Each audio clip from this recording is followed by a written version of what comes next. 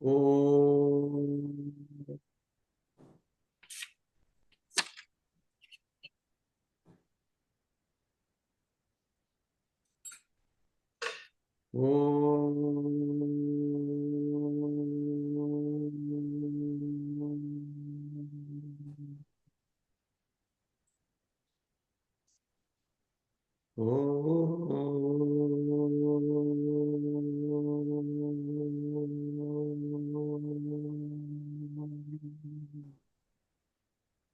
Om Vakratunda Mahakaya Suryakoti Samaprabha Nirvignam Kuru Me Deva Sarvakaryeshu Sarvada Saraswati Namastubhyam Varade Kamarupini Vidyarambham Karishyami Siddhir Bhavatu Me Sada Sadashiva Samarambham Vyasa Sankara Madhyamam Asmadacharya Paryantam Vande Guru Paramparam Vande Guru Paramparam Samasta Jana Kalyani Niratam Karunamayam Namami Chinmayam Devam Sadgurum Brahmavidvaram Sadgurum Brahmavidvaram Om Sri Tapovana Sishyaya Namaha Om Sri Chinmaya Sadgurave Namaha Hari Om.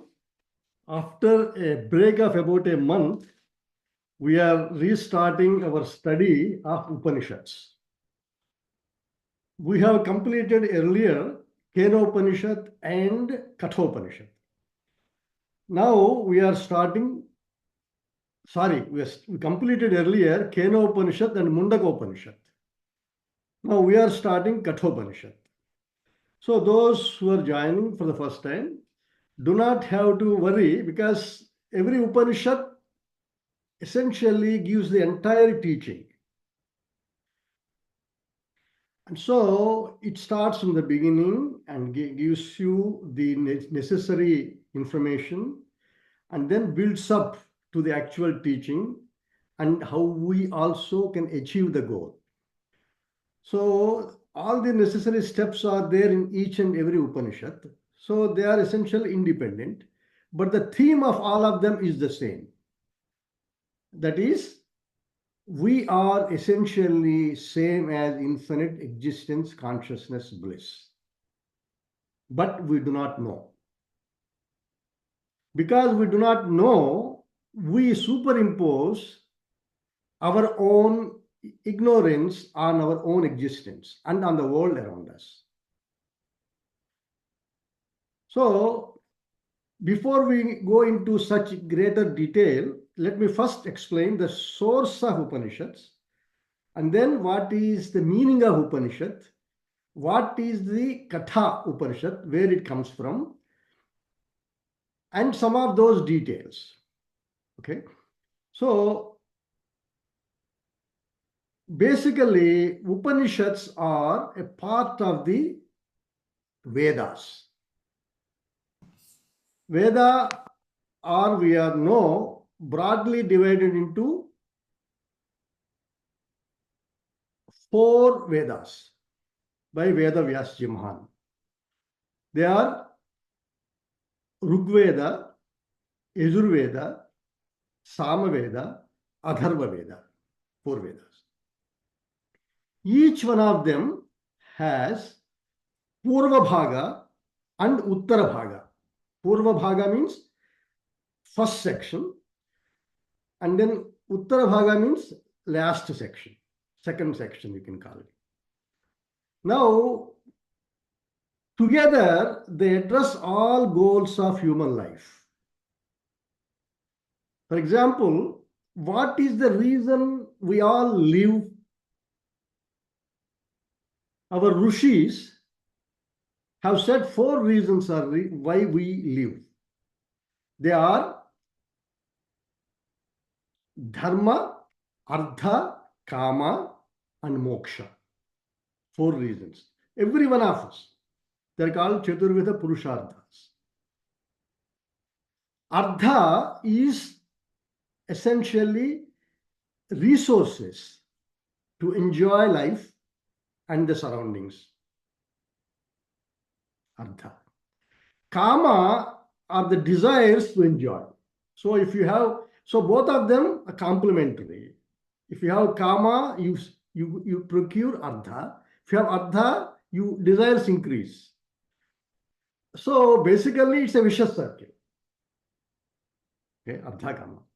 Now, after we achieve certain things in life, usually through hard work and also certain degree of luck and cooperation,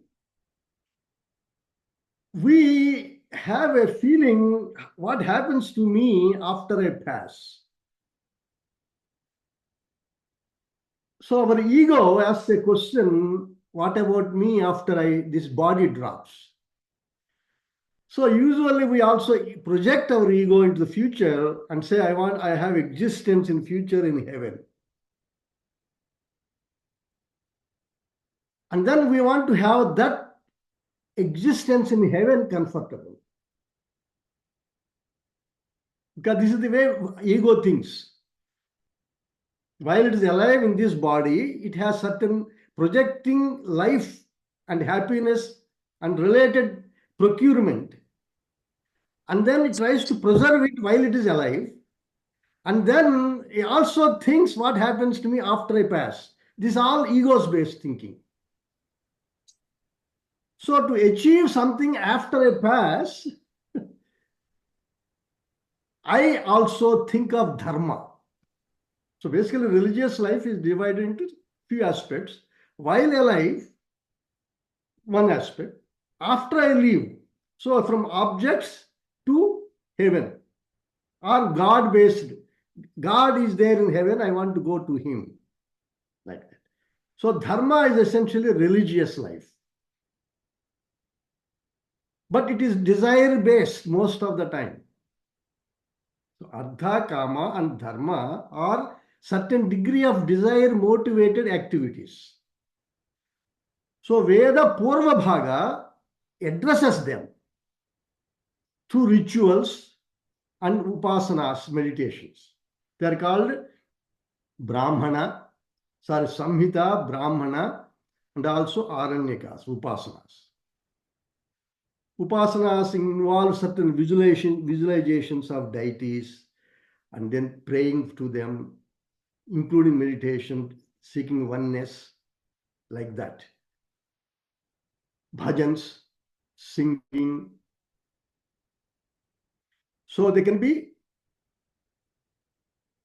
physical or kaika, like puja, or vacha, like chanting Vishnu Sahasranama, singing Sangita, Rama, glories of Rama, Shiva, Amma, like that.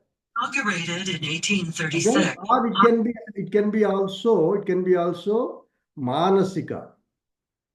So also it involves manasika means meditation.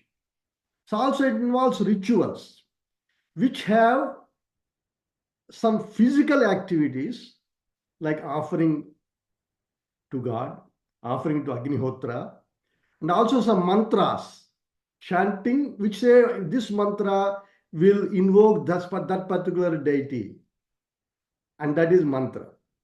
And then invoking and then visualizing and then offering involves mental certain degree of alignment with the deity. So it is physical, kaika, which is physical, and vachika, which is mantra, and then manasika. It's like invocation and then imagining an aspect of the mother like that, So, but then the motive behind them is usually certain desires. So our thinking is normally our body is the upadhi, using which we enjoy. Our mind is upadhi, using which we enjoy. Our ego is a upadhi, because we want to continue this kind of existence, lifestyle, ego, upadhi. So our rituals also support all of them. Okay, so we have rituals that can improve our health. We have rituals that can give us children. We have rituals that can have us more prosperous. All Vedic religions, not only Vedic religions, this is how all religions have been practiced for centuries in all parts of the world. Even now, they pray for you like that. They say, you go to higher levels and all that, if you pray. So all these religions are based upon certain degree of aspirations and desires. And Vedic Purabhaga is exactly that. Okay. So, as I said earlier,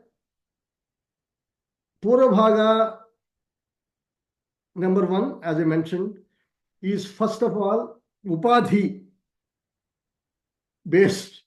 I want to have good health. Number two, the surroundings based. So I want heaven where everything is perfect. Okay, so depending upon when you want, your desire you have, you can. Various rituals are prescribed. And number three, the environment should be conflict free. Not only you have all the facilities to enjoy, but the environment. So all these things are addressed in our scriptures. So which is very fascinating actually. But the rishis who have seen them, actually by the word rishi I want to explain, these are the rishis. Rishi means drushaya mantra drastharaha. So the Vedas are considered to be apaurushaya. Their origin is not known. So traditional people say they are actually the breath of God. So basically, they pervade. God is infinite. God is beginningless, endless. So he's always there. So his breath is always as though present. So those who tuned to that teachings that has pervade the whole cosmos all the time are called Rushaya. So Rushaya means mantra drastara. So all the mantras are actually result of the rishis who could see them, who tuned their heart to that. And then whatever they say is nothing but God speaking through them. Mantra drastara. Also, Kranta Darshi Rushi, there's another definition. Kranta means the transcendental knowledge. So we all have knowledge of subjects, objects, physical, mental, intellectual, and those that change, sciences that change. But they're all objective based, which are in time and space. Whereas Atma Drusti means it is based upon subject based. So Kranta Darshi means the transcendental knowledge. Knowledge that supports all of this and yet beyond. Without that, this knowledge doesn't have any value. But we limit ourselves to the objects, so that's why our suffering is. So giving this, now I briefly talked to you about Veda, what is the Rishi, and I also told you what is Purvabhaga of Veda. Now Uttarabhaga of Veda is basically Upanishad. Upanishad is the philosophy of Hindu religion. Excuse me. It's called Uttarabhaga or Vedanta, it is called. So does not mean it is the end of Vedas. No. What it really means technically is it is the message, ultimate message of Vedas. That's why it's Veda Anta, ultimate message of Vedas. It's not that it is at the end of the Vedas. All the four Vedas I mentioned have Upanishad sections in it. So for example, Mundaka that we did, we also did Kena. Kena is Samaveda. Mundaka is Adharva Veda. Now, Kathopanishad is Krishna Yajur Veda. So all of them, like Ishavasya Upanishad, is Sukla Yajur Veda. So all the four Upanishads, all the Vedas have Upanishads in them. Scholars have picked them. So the Upanishads themselves are considered to be the ultimate knowledge of human life. Moksha, pradhana. The teaching is based upon for moksha, fundamentally. So, but then we as individuals immediately cannot relate to moksha. Unfortunately, because we are since in young age, we are brought up seeking happiness in objects. Then the objects keep changing. So when you connect with those objects, your happiness also change. Not only that, we also change. What you could enjoy at a young age, what you could digest at young age, how you could see the world at young age, the kind of desires you have at the young age, they are not the same as you grow older and older. So world is changing and you are changing. So how can we expect permanent happiness? So it doesn't happen. So constantly people live with disappointments. Children are born, they change. So any desires, any fulfillments in material world that we gain has three defects. So Veda Purva Bhaga, although it fulfills your desires, as you grow in wisdom, you realize these three defects. They are fundamentally dukkha mishritvam. There is a sad component in it. Dukkha mishritvam. They're all blended in dukkha. Any achievement. You work hard to get it. You experience a lot of insecurity. And you do not know until you get it. When you get it, you want to maintain it. To get itself is dukkha. To maintain it is sometimes dukkha tara, more difficult. When you lose it, dukkha tama. When you die, it lose, everything is gone. Same thing when kids leave you, everything is gone. You work very hard for them, then suddenly they dump you. If assuming they don't, but if they change, everything changes. So Bhagavan Krishna himself says this in Bhagavad-Gita. Antavattu phalam tesham tadbhavati alpamedhasam devan devayajo yanti madbhakta yanti mamapi. Chapter number 7, verse 23. Bhagavan Krishna himself, and Mundaka Upanishad also we saw that. I will quote one of them also. So antavattu phalam tesham tadbhavati alpamedhasa. Alpamedhasa means people with limited vision of life. Whatever phala, whatever ardha kama they seek, antavattu phalam, it has limitations. Antavat, it ends, beginning and end it has. So those who seek those, devan devayajo yanti. Devan means those who fulfill our desires. They have potential energies that fulfill our desires in specific field. Saraswati, Vidya. Lakshmi, money, like that, typically. Ganesha, no obstacles.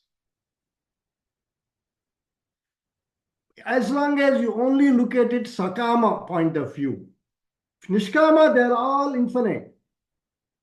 They all become infinite. They all become you and you.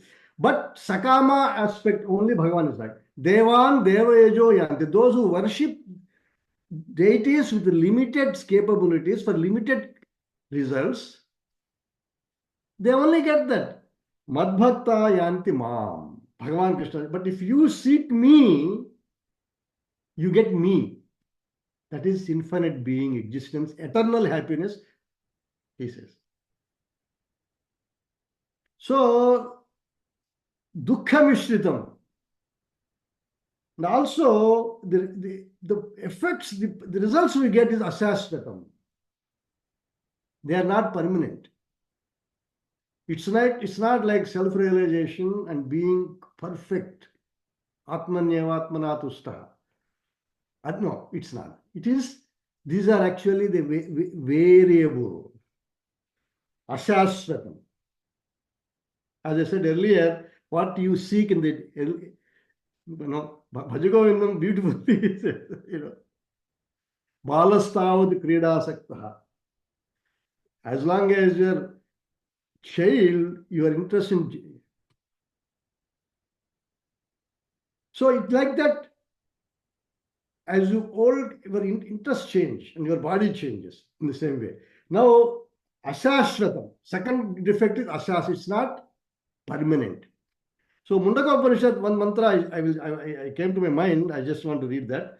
Pravahete adrudha yajna rupaha astadashoktam avaram yeshu karma etachreyo yebhi manyanti mudhaha jaramutunte punarevapi yanti.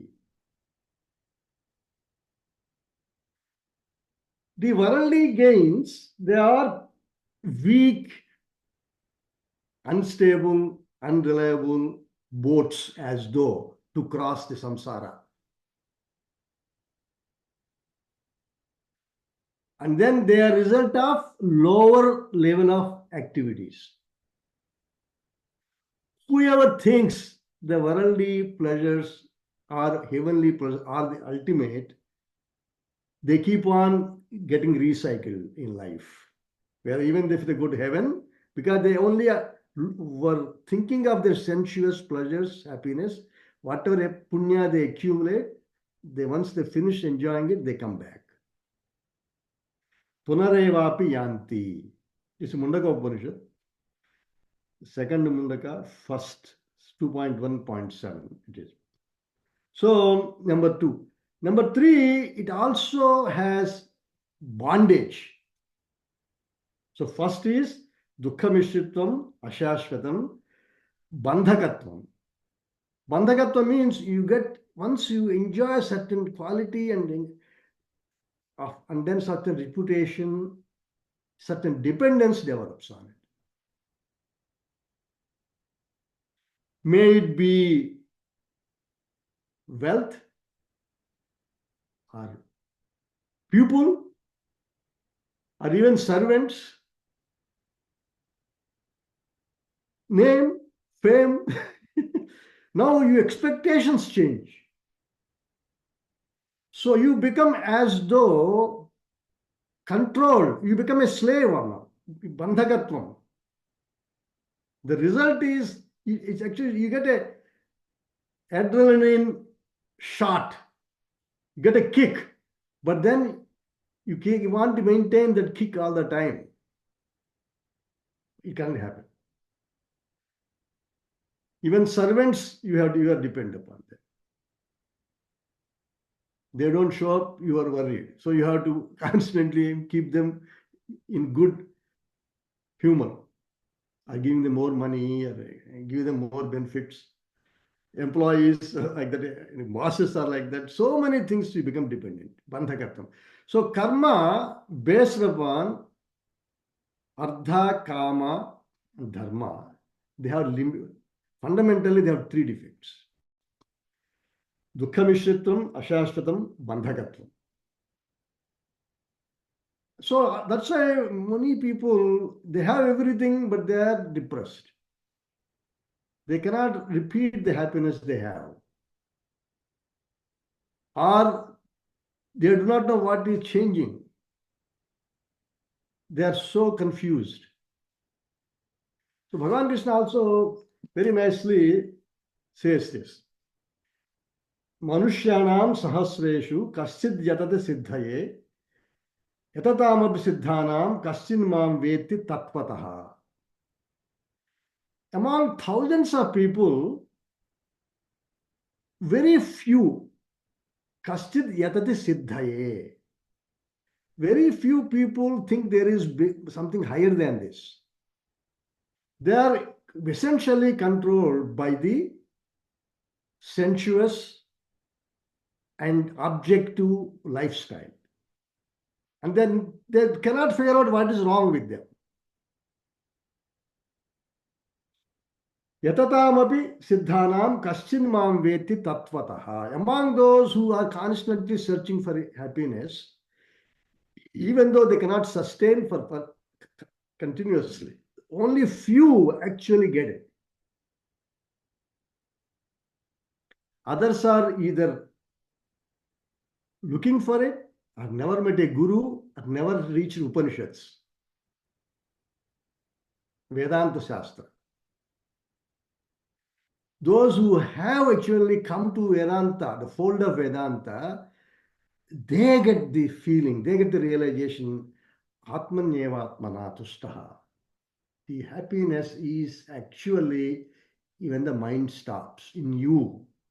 When the projection stops, you have realized that this is actually, the world is only a mithya, as though its dependence upon it is a fallacious life. And the key to happiness is in your pocket.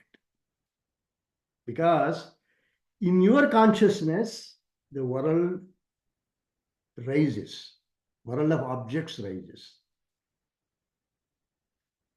And when you realize your consciousness is the foundation on which the whole play is weaved, you shift your attention to yourself and then slowly develop the detachment. So, job of Upanishads is Upanishad Nama Vedanta. Vedanto Nama Upanishad. Actually, that is the way it is defined. Vedanto Nama Upanishad. So basically, when people ask you what is Vedanta, what you guys are talking Vedanta, Vedanta, Vedanta. It is Upanishad. That's all. But based upon the Upanishads, Bhagavan Krishna has milked the essence of Upanishads and then taught Bhagavad-Gita to Arjuna. So Upanishads is the one foundation layer of the Vedanta. So Vedanto Nama Upanishad, that's the definition. In Vedanta Sara, it is defined. Vedanta means Upanishads. But then, in the contemporary, in the broader sense, first layer of foundation is Upanishads. Using Upanishads, Bhagavan Krishna has actually gave 700 verses,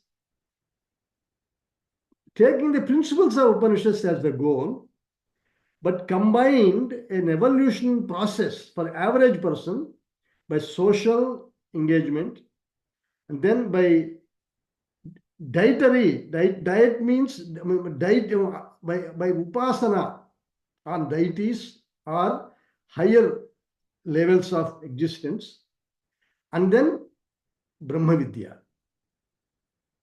So basically, Bhagavan Krishna has Karma Yoga, Bhakti Yoga. Bhakti Yoga means God. You accept God as separate from you, and then you surrender yourself in Upasana and meditations. And so, all of objects to God, object dependence to God dependence to self-dependence. That's what Bhagavan Krishna has given a formula. Okay. And Bhagavan Krishna's teaching is completely based upon Upanishads only. For those who do not know this, it is very important to know. So, Bhagavad-Gita is the second foundation as though. Prasthanatraya it is called. There are three foundations for Vedanta. Upanishad is the first foundation on which Bhagavad-Gita is resting. So, there is a beautiful sloka. I would like to read that. Sarvo Upanishado Gavo Dogdha Gopalanandanaha Partho Vatsasudhir Bhokta Dugdham Getamrutam Mahatu.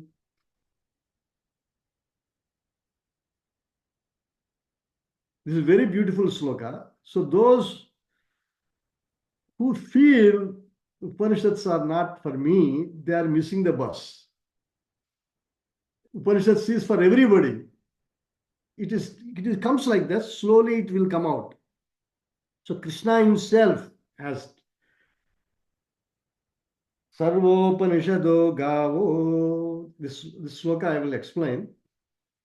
All the Upanishads as though have stood there as a Gomata, as a cow. Dogdha Gopalananda. Bhagavan Krishna is the Dogdha, is the milkman. Dogdha Gopalanandana. Partho Vatsasudhir Bhokta. The milk that he is milking from Upanishads is for who? For the Vatsa. Vatsa means the calf. Who is the calf here? Partha, Arjuna. So Krishna is the milkman, milking the essence of Upanishads, giving to Arjuna, who is the calf. Not only Arjuna, Sudhir Bhokta.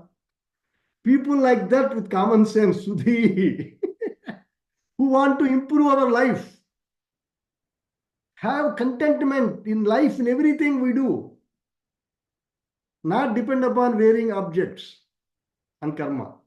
So Sudhir Bhokta. So Partha is a Bhokta, and we, with who have a vision of life based upon Vedantic vision, as well.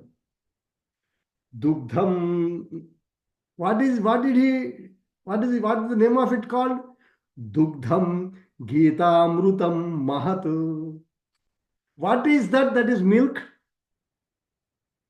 The book called Gita Amrutam Mahat, the great work called Gita Amrutam Mahat.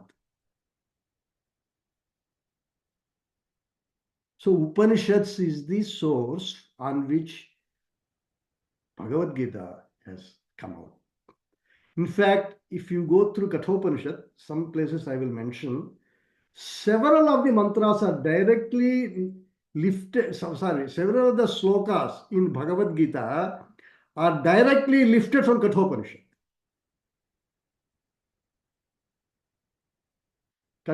Krishna owes a lot to Kathopanishad. Many of the words, many of the slokas are directly lifted. Thought processes, meditation techniques are directly lifted from Kathopanishad. So use it maximum.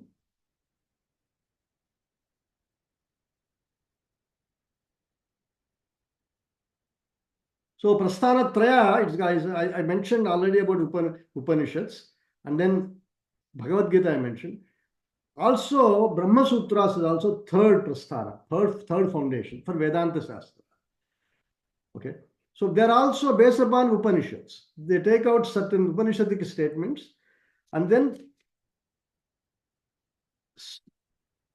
support the arguments that normal people would have and then dispute them by Nyaya, by logic. So what people say is Upanishads are called Shruti Prasthana. They come directly from Vedas. Prasthana means foundation. Foundation based upon directly from Vedas. Smriti Prasthana is Bhagavad-Gita. Smriti also, like Puranas and sometimes, they include in this particular case, Mahabharata is also included. But it's basically it is a Itihasa. But in a common context, it is written by, not directly from God, but it is written by living Mahatmas, like a Veda Vyasa. But they're based upon Shruti. So Bhagavad Gita becomes Smriti Prasthana, foundation based upon Smriti. And then the last one is Nyaya Prasthana, by logic.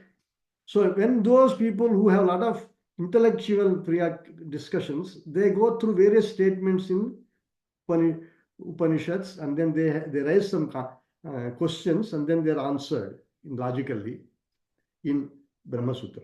In aphorisms, 555 sutras are there, short sentences, aphorisms they are called. Okay. So the goal of this is to take you beyond expectations through karma, but be self-sufficient in yourself by yourself. Karma flow through you, but you are not affected by it. That is liberated while alive. This has no heaven. There is no worldly dependence. There is no dependence upon heavenly dependence also. It's not there. So what is there? You are full, infinite totality of being and existence and awareness. We'll go into that more. So Bhagavan Krishna himself says in Bhagavad-Gita, I will say that the goal of spiritual life, kind of, so Yastvatma ratireva syat atmatruptasya manavaha atmanyevaja santushtaha tasya karyam na vidyate. It's a beautiful sloka. Because I said about Purvabhaga, Uttarabhaga, Upanishads, Vedas, and spiritual life, and also mentioned karma. So this is kind of summarizes what Krishna says. It's in chapter 3, Bhagavad-Gita. Yahatu atmaratreva syat, who is content by himself within himself. Because you are always there. World comes only after you come. But you shift your attention from you to the world, and then you only think about the world, you forget about yourself. So what Krishna is saying, Yahastu atmaratreva syat, he remains and revels in his totality of existence. Atma truptasya manavaha. When you are infinite being, existence, awareness, you are atma truptaha. Objects are only rising within you. Objects has no independent existence without you first. That is why when you are sleeping, the world is not there. Atma truptasya, when you let go of the world but remain in yourself as you, even when the world is there, it doesn't bother you. But you shift your attention, that's why it's problem. Atmanyevaja santushtaha, the person who is content in himself, by himself. Tasya karyam na vidyate. There is no need for him to project anything, either physically or mentally.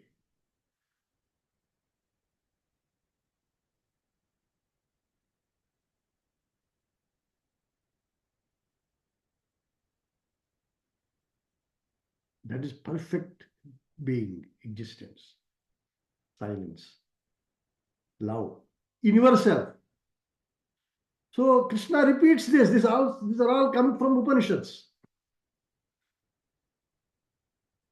So before we go into directly to Katha Upanishad, I want to Bhagavan Shankaracharya has written commentaries on 10 Upanishads. According to our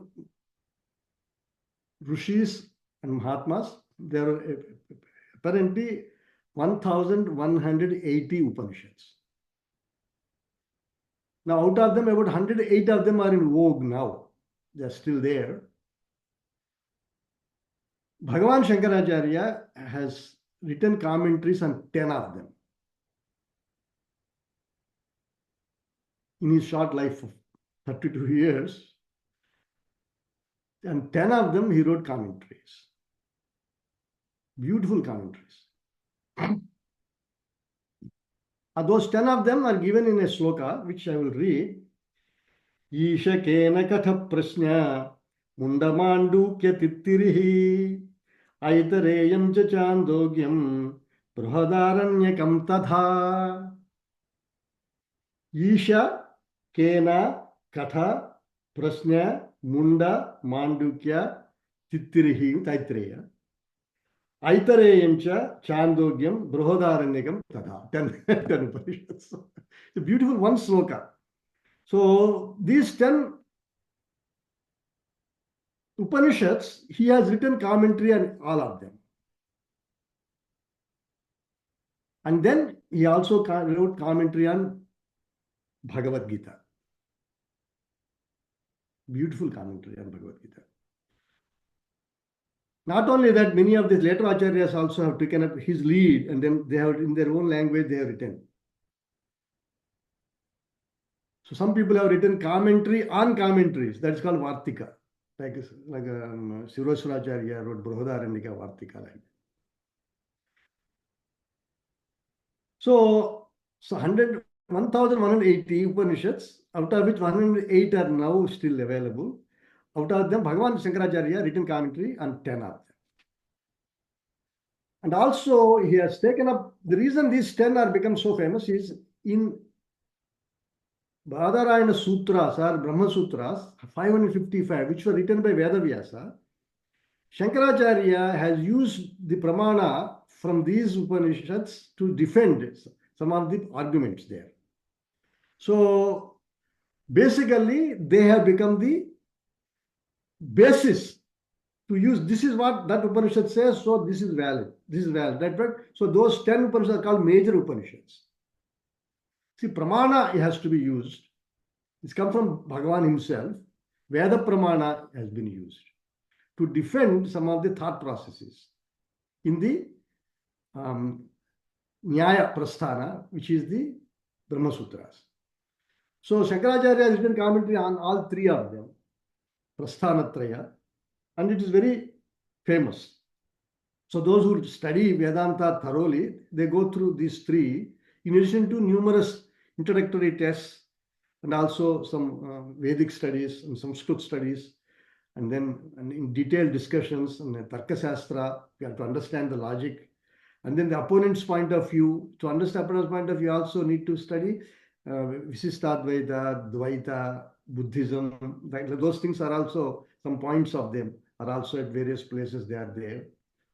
So, and other viewpoints. So in Brahma Sutra, using logic and then Upanishadic quotations, they defend it. Okay. So the teaching of Upanishads, in generally speaking, is it for everybody or just few? Basically, it is for those who have Shraddha. And I mentioned in the past also, I want to mention now, I'm talking about when I taught other two Upanishads in the past, that Kena and Mundaka, at that time also I mentioned, Shraddha is most important. Regularity, sincerity, to reflect upon the teaching and then listen to it more and more. So Shravana. By Shravana, you first know you are more than the objects of the world. See, all our memories are based upon objects. Since childhood, what happened? Memories. By Shravana, you get to know they are only temporary. What is real is you. You have a choice to think them or not. You have a choice to depend upon objects of or people or situations or not. You can practice that clarity. How does that happen? Through manana.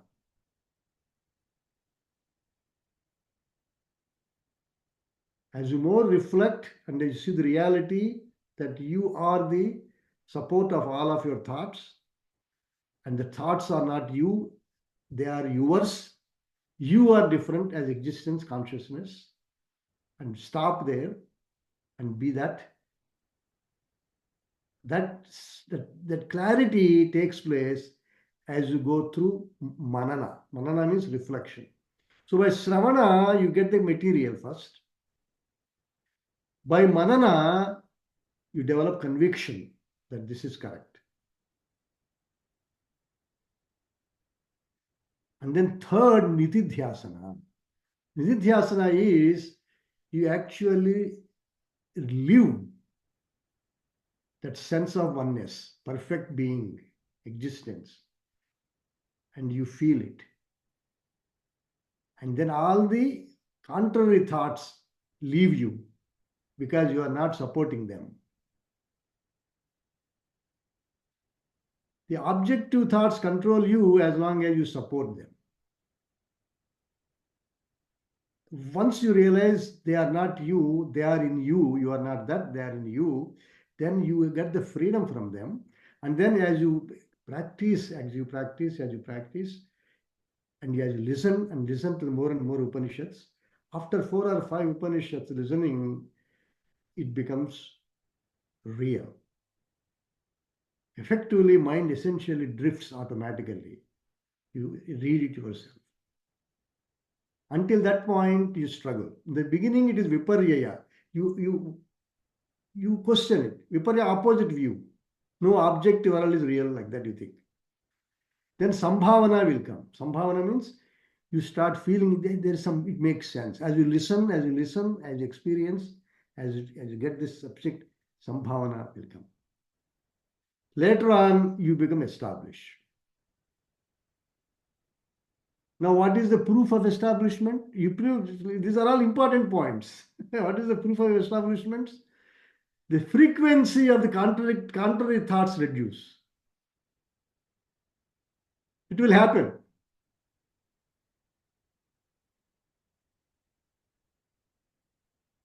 Number 2, even if they come, their effect or intensity will be reduced.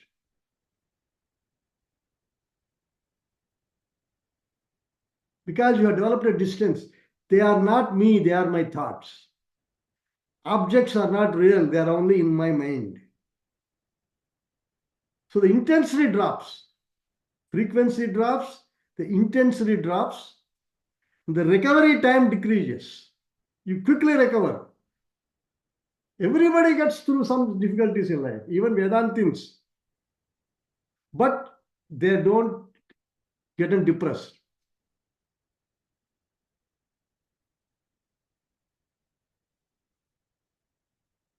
So it's called FIR in India. When the police complain, they write FIR. Frequency, intensity, and recovery. To remember this. So you make progress, unbelievable progress. As you hear, as you understand, and your conviction develops, clarity improves. The viparya bhavana goes away. Dependence on the world decreases. Then even if some things happen, which anybody situation develops, intensity decreases. Recovery time becomes faster. These are all the words Krishna uses in Bhagavad-Gita, in different language, of course. So meditation deepens. Meditation becomes natural. What is meditation? Being yourself as you are. That's all. So 24/7, you slowly become established. Life becomes a joy while alive. There's no fear of death because it's a mental. Because you're not dependent upon the mind. All these things happen as you listen to more and more Upanishads. So the prayojanam of Upanishad is basically samsara nivurti. You don't depend upon the world of objects and situations and people. They come and go. You know they're temporary. Even if you revel in it, they become in your nature. Samskaras form. But you enjoy as it comes. You move on. But you are not dependent upon them. You are not a slave. You realize the defects in work. You realize the defects in the karma and the objects around you. Moksha prapti, this is the prayojana of Upanishad. So how is this attained? The sambandha, there is actually 4. Adhikari, Vishaya. Vishaya is Atma Vidya. Knowing about you, yourself. Atma Vidya means self-knowledge. Who am I? This is the Upanishad Vishaya. Vishaya means the topic of Upanishads. Adhikari means you and I who have Shraddha to listen. And then you make time to listen. And then you make time to reflect and try to revel. This Adhikari. I make it simple. But the broader definition in Vedanta, I don't want to go into that. Just take a simple language. Vishaya is, the subject matter is Atma Vidya, knowing about yourself. Chidananda Rupaha Shivoham Shivoham. That knowledge, reveling and owning it. And what is the prayojanam? What is the benefit of this? Sansara nivurti moksha prapti now. Moksha means freedom from ignorance. Freedom from objective world. We can call it objects or situations or people, you can say. They are all objects only in one language. And what is sambandha of all the three? How does it achieve? Through Jnana. By ignorance, you chose to depend upon them. Now, as soon as you get Jnana, all the three are accomplished. Who gets the Jnana? The one who has Shraddha. Who get Atma Vidya? Through Jnana, you get Atma Vidya. How is Sansara Nivritti take place? Through Jnana. So this is connecting string through all the three of them. So that is how Jnana is the sambandha for all three of them. So what is Jnana? Realizing who you are. Now, Katha Upanishad goes through all those things. So now, few words about Katha Upanishad itself, because we are going to Katha Upanishad.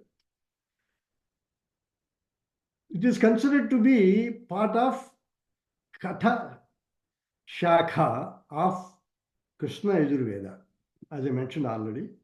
Some people say Kathaka Shaka. Shankaracharya in Bhashya, he always says Kathaka, he says Kathaka, he says. But many people write Katha. So let us just stick to the common usage of Kathopanishad. Katha, it is part of the Katha, part of Krishna Yajur Veda. Unfortunately, rest of it is not available now. Only Upanishad is very elegant Upanishad, unbelievable Upanishad. As I mentioned, Bhagavan Krishna borrows a lot from Upanishad. It has 119 mantras. So divided into two sections. Each section has 3 subsections called vallis. So in Mundaka it is called Mundakas. Here it is called vallis. So the total is 6 vallis in the Kathopanishad. The uniqueness of Kathopanishad is, unlike the Kena which we did, Mundaka which we did, they both start directly with a question and go into the subject matter. Whereas Kathopanishad, first 25% of it is just a story. Very beautiful story. How to build up the theme and what is the qualifications of a student before the teacher actually starts to teach. And the student is Nachiketa, and the teacher is Yamadharma himself, Yamaraja himself. So this Upanishad is, it has Akhyayika in the starting, first 1.5 vallis. He is based upon the story. Now, it is actually very pleasing to read few words of Shankaracharya's commentary in the beginning, so that we also get feel for Bhagavan Shankaracharya's hard work. So, Bhagavan Shankaracharya has defined Upanishad in a beautiful language. And it so happens it is given in the introduction of Katha Upanishad. So I will read that. Atha Kathopanishad Vallinam Sukardha Prabodhanardham Alpagrandha Vrutti Arabhyate. I'm starting the commentary on Kathaka Vallis for easy understanding. This is Bhagavan's language.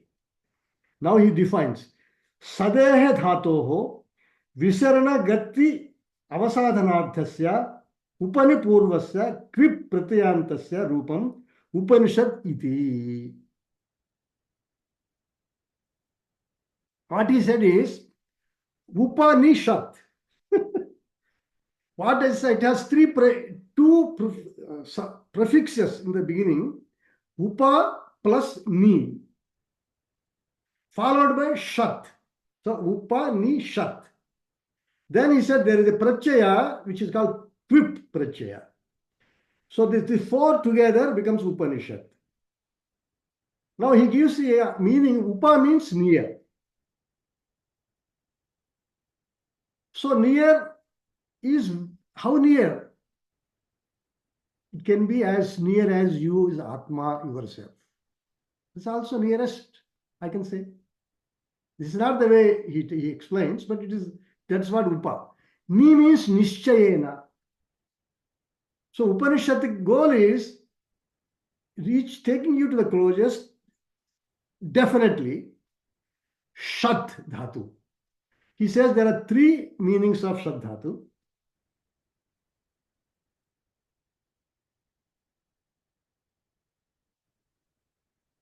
Which he said, the three Upanishads are Visharana, Gati, Avasadana. I have actually read this now, but I didn't want to make a mistake. We are approaching the end of the class, so I just want to. The three meanings of Shad Dhatu are Visharana, Gati, Avasadana. Shankaracharya has taken this, Bhagavan. Visharana means destroy. What? Sansara vrittis. He took all the three meanings. Gati means attain. Attain moksha. Liberation from ignorential dependence on objects and people and situations. Avasadana. Avasadana means loosen.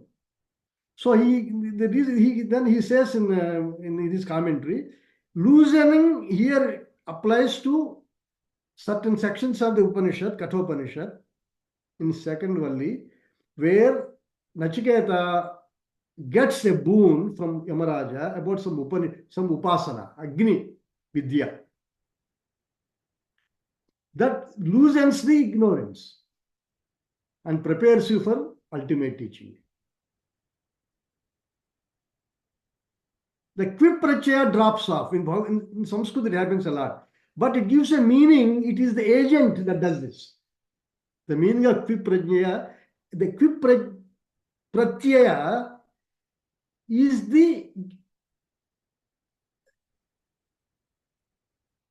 it lends the meaning that it is the agent that does that. So Upanishad, the Visarana, Gati, Avasadana is done by Upanishad as an agent. And that teaching is Atma Vidya. Now Bhagavan talks about it. What is Vidya? He questions and he answers that also in the Upanishad. Himself, next sentence he talks. So he says, Upanishad is not the words, but the realization, he says. So the words are only indicators, but they are not the Upanishad. What Upanishad is? The experience of being you as you. Through the knowledge imparted by Upanishad and Guru.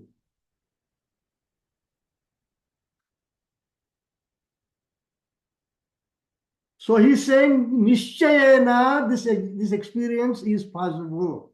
In the introduction itself, he's saying, Shankaracharya is saying. What is possible? Visarana, Gati, Avasadana. Destruction of samsara, object to worldly dependence of mind. Gati, attaining self as you are. And Avasadana, loosen the bonds and prepare you. And that is the Upanishad definition as per him for Kathopanishad. This is Bhagavan Shankaracharya is writing this bhashya. So, ni nishchayena, upa near means nearest as Atman, ni nishchayena, shad, that takes you there perfectly. That agency is Quip Pratyaya, that is dropped as part of the process, prakriya. Okay. So there is another meaning also. Upanishad, also some other meanings are there, but this is Shankaracharya's in the Kathopanishad bhashya, in the introduction itself he writes. So I think it's appropriate to say that. Other Upa means near, Nishad means sit. Sit near Guru, the Shraddha, and listen. That is another common meaning. Okay. So I give a big overview of the Vedas, generally the limitations of Purvabhaga, limitation of karma, and purpose of Upanishads, how Vedanta is defined, what are the three foundations of Vedanta, and then Upanishad definition in detail, and what is the goal of Upanishad, what is adhikari, what is the Vishaya, and what is the Sambandha, also I briefly told you. So next class onwards, which is Thursday, we will actually do the Santipata and then we'll move on.